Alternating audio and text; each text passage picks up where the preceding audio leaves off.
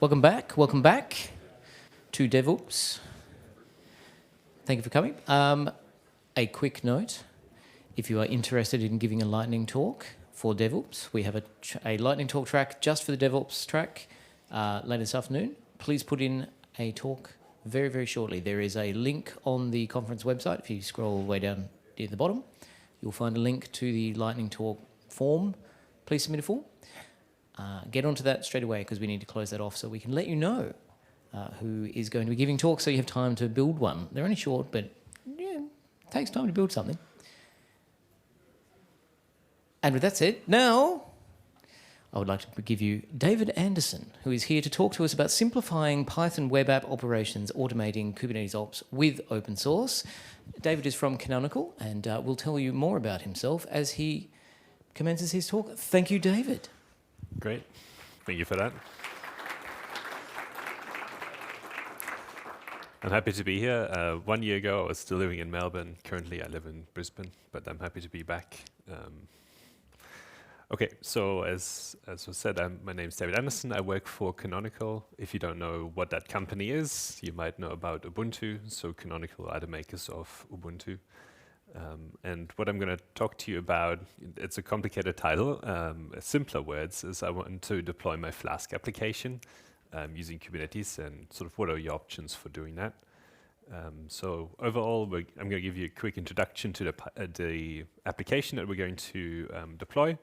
Then we're going to deploy it using 3 different methods and take a look at what are the consequences, what are the benefits, what are the drawbacks. So the first that we're going to look at is using Helm charts, which is using sort of the native Kubernetes resources in a sort of templated format. Then we're going to take a look at what a sort of platform as a service type of solution looks like using fly.io. And then I'll show you a tool called Juju, which is an open source tool that we've been working on at Canonical that can do this, that has a similar experience to fly.io. But without the sort of PaaS type of login. Okay, so to start with, to set the scene, let's say you have a Flask application. Now, the previous talk was about Django. We also have the same tooling for Django. We also have the same tooling for Fast API and for Go applications, and we're working on more frameworks as well. But let's say you have a Flask application and you want to run it on production on Kubernetes. What are your options? So you can sort of do it yourself and write the Kubernetes resource files yourself, which are deployments, services, ingress, that sort of stuff. And the kind of general way to do that these days is using Helm charts. You can sort of ask somebody else to do it for you and use a platform as a service, something like fly.io, or you can use some open source tooling that we've been working on at Canonical. So this is the demo the application that we're going to take a look at today. It's very simple. It just has a root index that just returns hello world. What I'm showing you works for more complicated applications as well. I just don't want to focus too much on the application and instead focus on the deployment side of things. We're going to make it slightly more complicated towards the end by introducing a dependency on a database and sort of making use of that database. But for now, it's very simple. If you're not familiar with containers, what's an OCI image? It's a Linux Foundation project, and it's a sort of specification around containers, and things like Docker, Podman, Builder, Skirpia all comply with this specification. Okay, so you have your Flask application. Now you need to create an OCI image, or Docker image, which is the probably more popular term. Which is a requirement to run it anywhere on Kubernetes. And if you go on Google and type in create a Docker application for a Flask application, you would get something like this, which starts with Python 3.12. Maybe now you can start with 3.13. It just copies the requirements file, installs the requirements, copies everything from your local directory into the container, and then runs a Flask run. Now there's some issues here. Copying everything from your local directory is not great because there might be things like your Git directory is there. You might have some secrets stored there that you haven't checked into Git, but that you still need locally. Your virtual environment might be there. So that's not the best. And here it's running the Flask development server, which is also not a great idea because there's security issues with it because it's for development purposes and it's also not scalable. So you can put in all the sort of effort yourself and improve this, or alternatively, we have some tooling that can create OCI images that are compatible with Docker as well. The tool is called Rockcraft. In the top right there's a tutorial which steps you through everything that we're about to see in a sort of video demonstration. And this tooling natively understands flasks. So from a high-level perspective, those 4 commands is all that you have to do to actually create a production scalable image for your Flask application. Okay, so let's take a look at that in action. Okay, so just showing you that we haven't changed anything about the application. So we have the requirements.txt file, which has just got Flask in it. We also have the app.py, which is the same as we saw before. And if we just run it locally to verify that everything works, it will respond with hello world. So everything is working fine.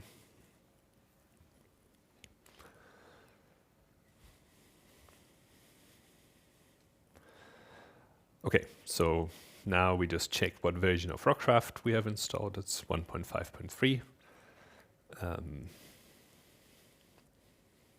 And then we need to use a sort of profile to create what the equivalent of a Docker file is.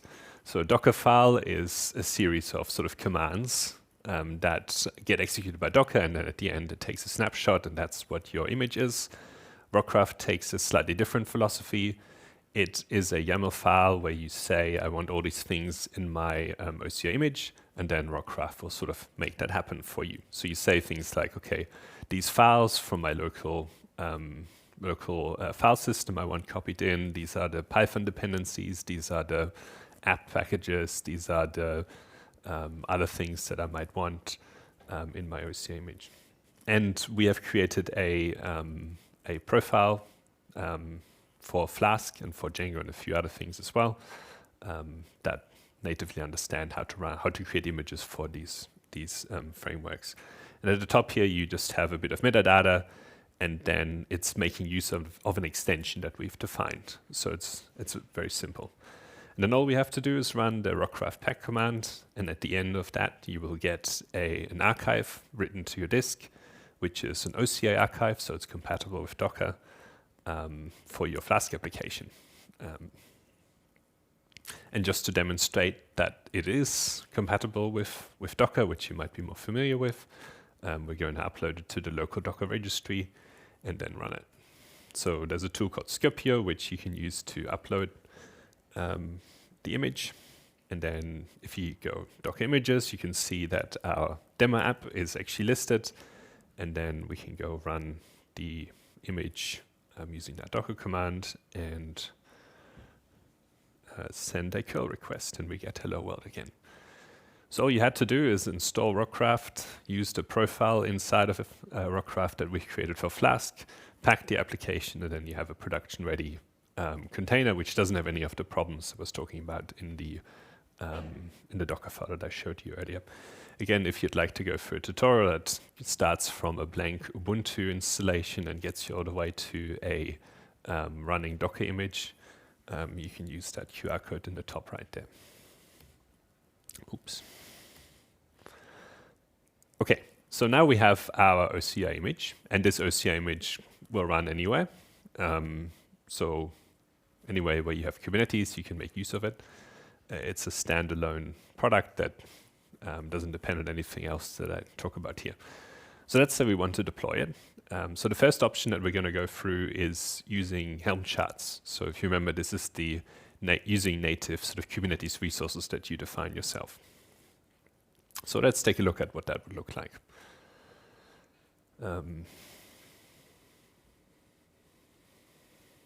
Okay, so we're just going to create a namespace where we deploy the application, make sure that ingress is enabled so that we can expose our application later on.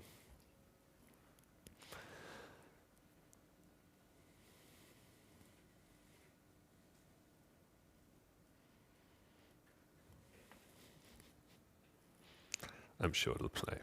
No? There we go. Okay. Now we have to upload the, or I should explain this. We have to upload the OCR image to our local running of Kubernetes.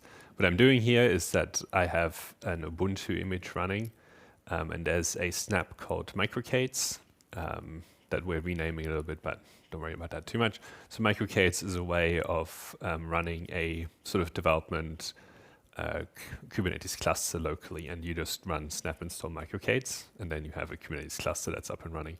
It's super useful for development purposes. And what I've done here with Rockcraft, or the Scopio that comes with Rockcraft, is just upload the image to the registry that comes with that micro or that Kubernetes installation. Okay.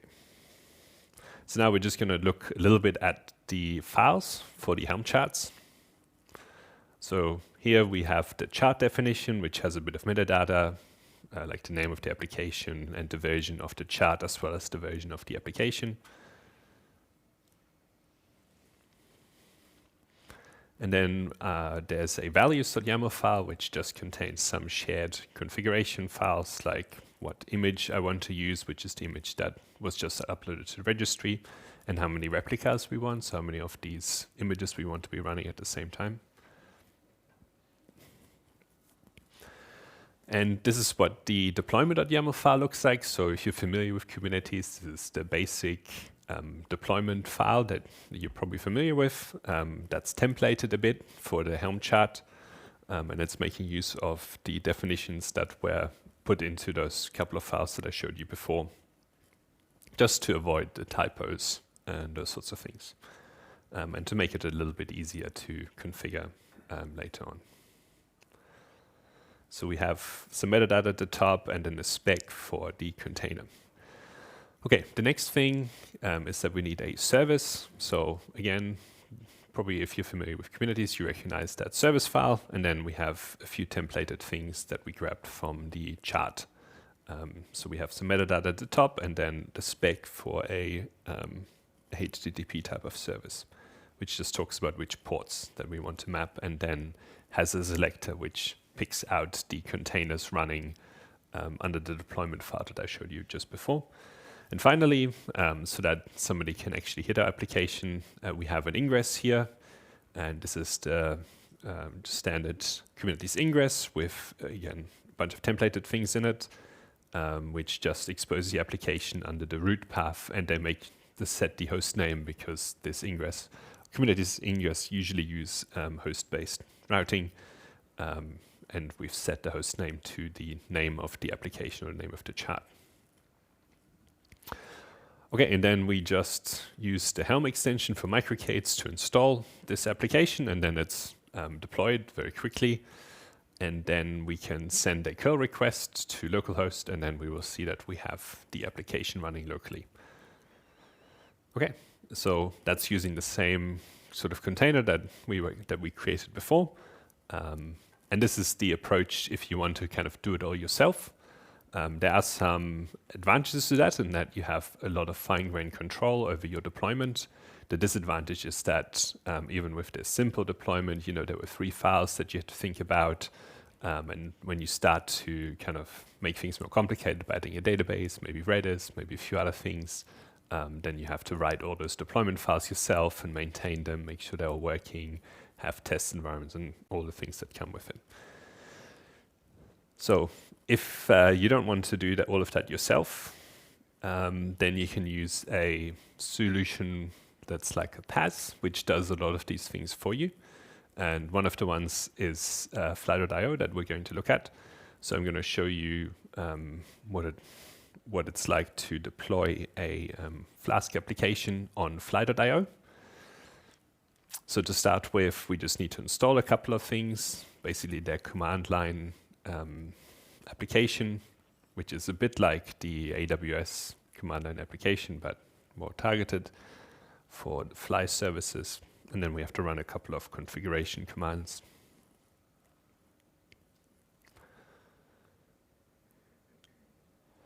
Okay, and then there are essentially 2 commands that we have to run. The first is called fly launch. And for this, we actually have to log in and actually provide payment information to Fly if we haven't done that already. And then it will just initialize a sort of standard configuration for Flask app, which includes creating a local file as well as a record in their dashboard or their sort of service record. And if we take a look at the fly.toml file, they've defined a HTTP service here and a bit of information about the size of the computer memory and so on that we're going to use. They've also created a Docker file for us. Now, this is basically the same as we saw from Google before, so it's not great. It also copies everything from your local into the container, and then it uses the Flask development server to run things. So even though you're using a PaaS, you still have to manage the container yourself and make sure it's production grade and so on. And then the only other command that we have to run is called fly deploy, and then it'll sort of push everything to their cloud, Docker build it, and then deploy it, put an ingress in front of it, and then you get a URL that we can hit, and then we will see that we get the hello world again that we're used to. Okay, so that's what fly.io is like. Now, the advantage is that it's pretty easy. The disadvantage is that they didn't give you a container or a Docker file that is production grade, so you have to manage that yourself. They also have tools for databases and that sort of stuff. But if you don't like how they do things, then not much you can do. And they're also a PaaS, so you're going to have to pay for everything. Okay, so let's say that you like the benefits of having somebody else do a lot of the hard work for you, but you don't like the lock-in, closed source, and pay for everything. What do? Well, we've created some tooling at Canonical, which takes a lot or delivers a lot of the benefits of a sort of PaaS type of solution, but using open source. Where you can propose changes to these things, you can fork them and so on. So similar to before, there's a QR code in the top right where we have a tutorial which takes you from a bare Ubuntu image, and then finishes with a Flask application that's running even with a database. And here are some of the steps that we're going to run. I'm going to show you a video of this and explain a couple of concepts as we go. Okay, so we're going to make a couple of changes to the Flask application just to make use of a database, so it's a little bit more realistic. So we're adding here the Postgres binary Python package that will be required to connect to Postgres. We're also going to replace the sort of basic Flask application with a more complicated Flask application. Not that much more complicated, but it's basically, it just keeps track of how many people actually visited the root endpoint and adds a visitors endpoint that counts the number of visitors that you get. Now, in terms of how you get the information to connect to your Postgres application in sort of this tooling, there we inject environment variables for everything. So we have support for Postgres, MySQL, Redis, a bunch of other things. And the way that you get the connection strings is actually through environment variables. And you can see an example here that the Postgres DB connect string. And the root endpoint is slightly altered. It just connects to the database and inserts a visitor record and then returns the hello world greeting. And then at the bottom here, you can see the visitors endpoint, which just goes into that table and counts the number of rows, and that's how many people actually visited your root endpoint.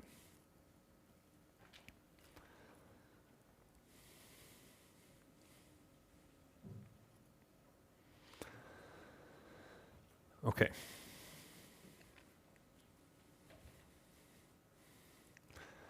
Now, the other thing when you have a database is that you need to prepare it, so you need to make tables and that sort of stuff. So the tooling actually will inspect your container, and if you have a migrate.py file or a couple of other variants of that, we will execute that file, and in that file Again, you get access to all of the environment variables, so things like the Postgres connection string you get access to, and then you can make this file run your migration. And then we execute that file before we start the application to make sure that your database is prepared. And we're also going to just increment the version of the rock because we've changed the application. And here's a quick look. So we make use of something called an extension, which kind of goes from managing a lot of detail. And then you can run a command to actually see what specifically we do. And then you get kind of the full Rockcraft or Docker file that you would use. And you can actually take that instead of making use of the extension and mess around with it and use that instead as well. So you can just see what the expanded version looks like. It's a little bit more complicated, but not that much more complicated. Okay, and now we just need to create the new OCI image as we did before and upload it to K8s again.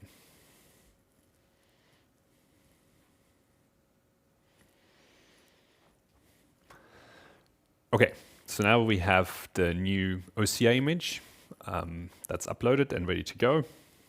Well, now it's uploaded and ready to go. And then the next step is that we're going to create something called a charm. Now, a charm, think of it as you have application logic, which is your Flask application. And then you have a lot of operational logic that's associated. In many cases, the operational logic is somebody clicking around or writing configuration files and that sort of stuff, right? In the end, it's still code or encodable as code, right?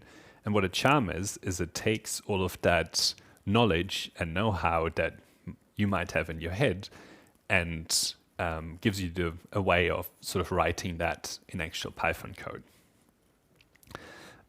The charm that we're going to create doesn't require you to have that because we have taken kind of our general knowledge of how to run Flask applications and whatever other frameworks we support as well, and we've written it all for you. But the way that you think about a charm is that it's just taking all of the knowledge that's in an SIE's head and puts that into Python. So it understands things like, okay, how do I take the connection information from a database and inject it into my application? How do I scale up the application? How do I change the configuration? How do I take a snapshot of a database? All those sorts of things. So that's what we're going to create for our Flask application. And for that, we use a tool called Charmcraft init. It again natively supports Flask and a few other frameworks as well, like Django and Fast API. And then because our application depends on a database, we just need to tell Charmcraft that we need a database. So in this requires section, we just uncomment the Postgres component. And you can see that we have support for a bunch of other things as well here, for MySQL, for MongoDB, for Redis, for S3, for SAML, RabbitMQ, and there's a bunch of other things as well. We also have observability integrated by default in ingress. So all of that is there without you having to do anything. And then we need to create a deployable artifact again. So this is similar to a OCI image, but it's for the operational side of things. So we just need to create a charm, which happened here.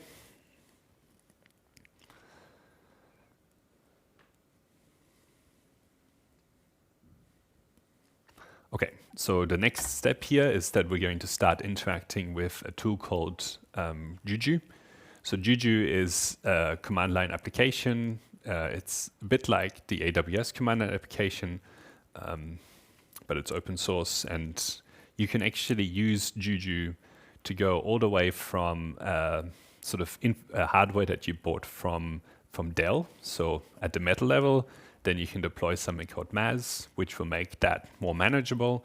Then you can run OpenStack on top of that, all deployed using Juju and from the command line with a few prompts.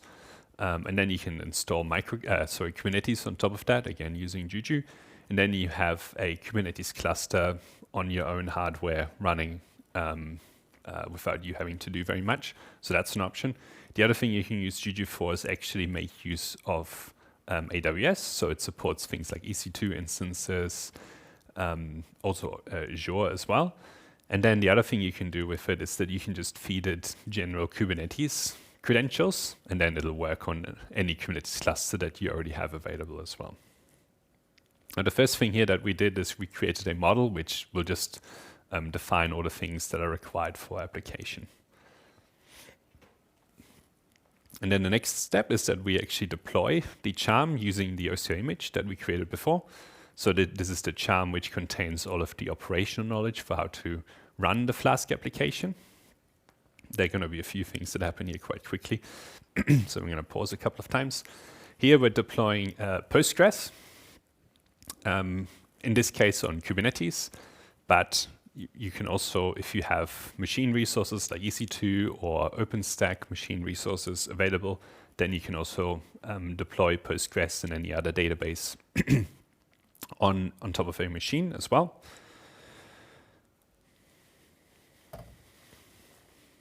And this step here, where we integrate the Flask application with Postgres, is where Juju will facilitate a little bit of communication, which is how we get the connection information from the Postgres database into the Flask application. So those are things like the connection string that we saw before.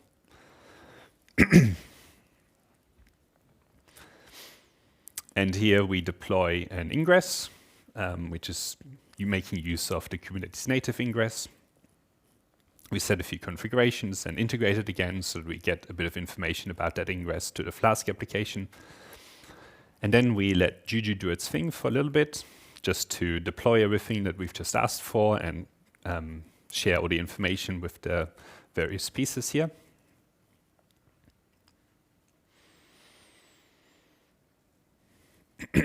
We do a final just to check everything is active and idle, which is great.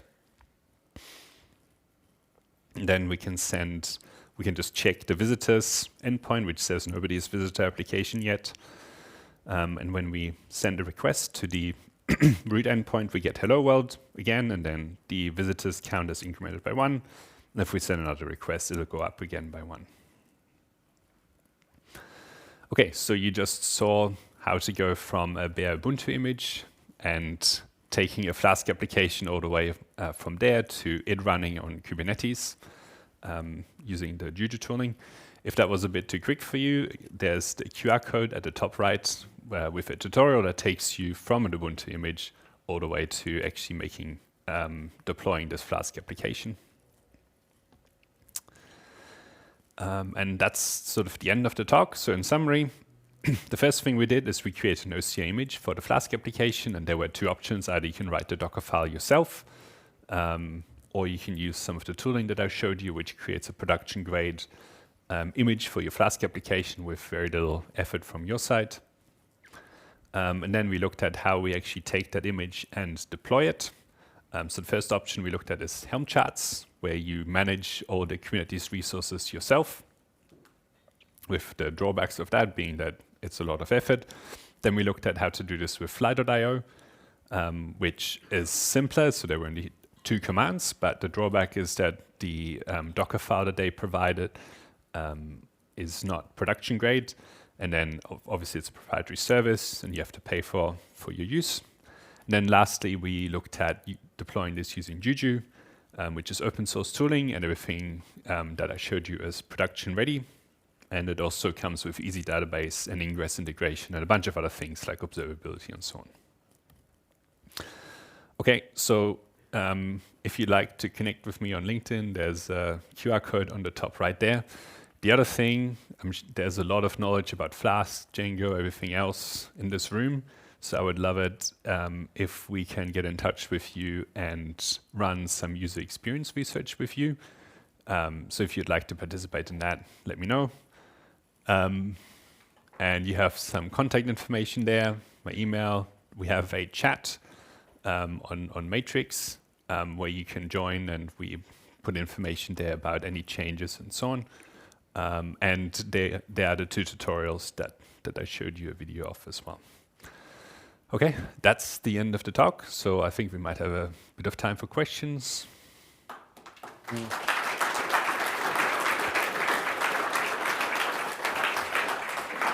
Thank you, David. We have time for maybe one question if you're quick. Please phrase your question in the form of a question. You mentioned that it's quite well integrated with Flask. Yeah. How about fast API applications? I'm interested. Yeah, it works the same. So we have tutorials that I showed you for Flask. We have the same for Fast API as well. Yeah, and we're working on other frameworks as well. So in the current focus is that we're adding support for Node.js as well, and also Spring Boot, which might not be that popular in this room, but there's a crowd out there that likes that. Well, thank you very much, David. Please join me in thanking David.